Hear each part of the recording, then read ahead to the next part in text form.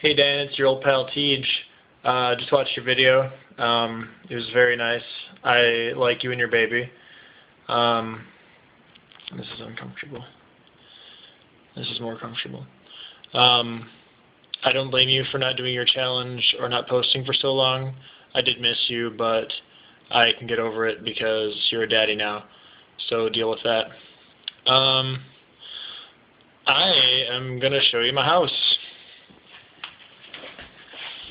So, as you know, this is like the guest bedroom, which is still messy as ever, which is why I keep the door closed. The lights aren't even on. The guest bathroom. We got that brand new mat, which looks really fancy, especially with that old shower curtain. It came from Walmart, and there's like a set of things that look like that. So we will probably one day eventually have all the things in this bathroom. Oh, no, it's just me. Back in the hallway. Pictures of us. Pictures of us. Oh, look at that super clean living room. On top of showing you my house, I'm also sort of trying to do a "this is how I want your room to look, love mom" kind of thing. I just did that, put this bookshelf together, and it seems to fit very perfectly up there.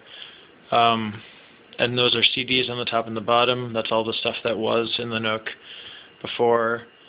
And now we have all that more room for our DVDs that it was all taken up before, but now there's more room.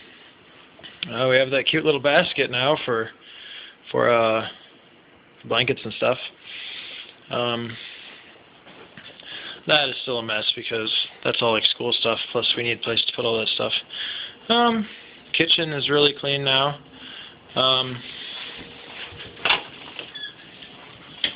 There's no laundry in the laundry room, except for a few odd socks.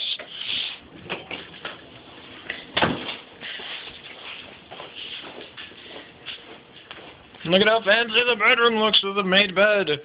And there's nothing on the floor. Bathroom is still kind of messy, but I mean that's just because there's stuff on the counter. I mean the rest of it's pretty legit. Anyway, I guess what I was trying to say is that not having a day job and waking up early has given me the motivation to become sort of a housewife, because every day I wake up and I eat a muffin, and then I'm like, what am I going to do until Portia gets home? And then I do all the dishes, and I do the laundry, and then I pick up the living room, the bedroom, and the kitchen, and everything is super clean. I am like a vacuum and a bottle of 409 away from being like an actual housewife. Because I also cook, and I've been doing that for a while. In other news, remember how I was saying that I beat up my hands a lot? Well, I found this stuff. It's called O'Keeffe's Working Hands. My camera won't focus on it. Maybe now it will. No. Anyway, it's for people who work with their hands for repairing their damaged hands. Let's see what else is there. Oh, not much. I think I'll just go out over here and talk to you. Oh, the sun started to set. Oh, it was hot as balls today. Now it's okay. Anyway. For today's feature, I had a few things in mind. I was going to do a thing about how Akira Kurosawa or how William Shakespeare, like, started Clint Eastwood's career or something, because a lot of Western movies were adaptations of samurai movies, and Akira Kurosawa made the best ones of those, and he also adapted a few of Shakespeare's plays. So I was going to do a thing about how like Clint Eastwood owed his success to Shakespeare, but none of the movies that he did adaptations of were actually adaptations of Shakespeare movies or plays, so that fell apart. So instead, I'm going to tell you a tale about this dude I met.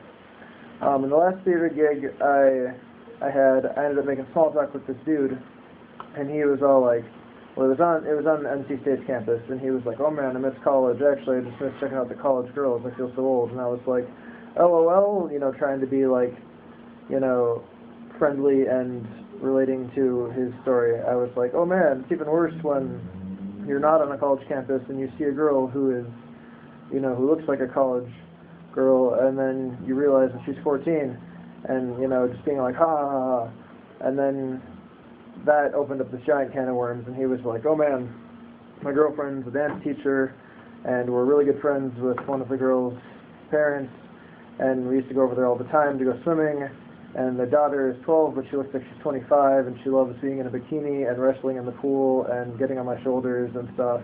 And it got so bad to the point where I had to tell my girlfriend that we couldn't go over there anymore and swim because I didn't want to, you know, have someone, you know, make it look like I was trying to make a move on their daughter.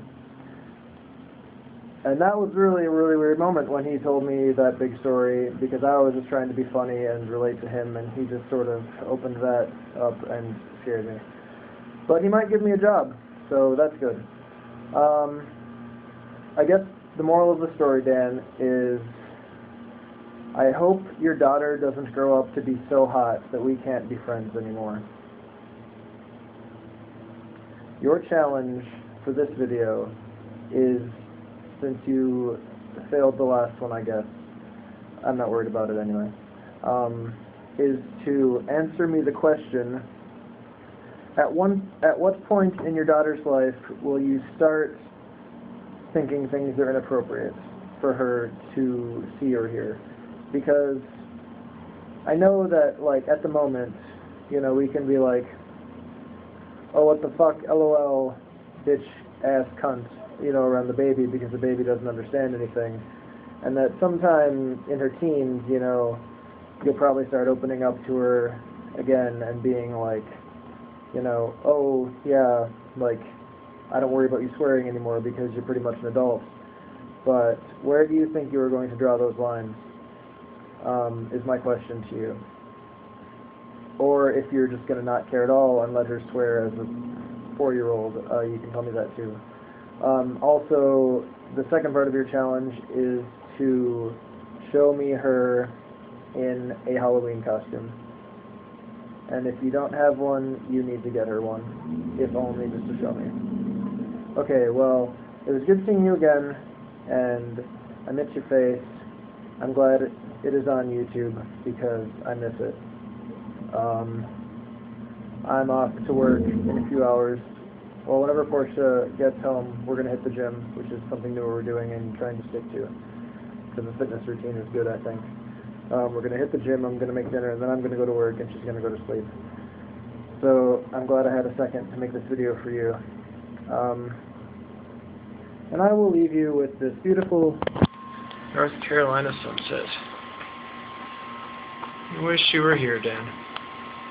But I'm glad you're with your daughter.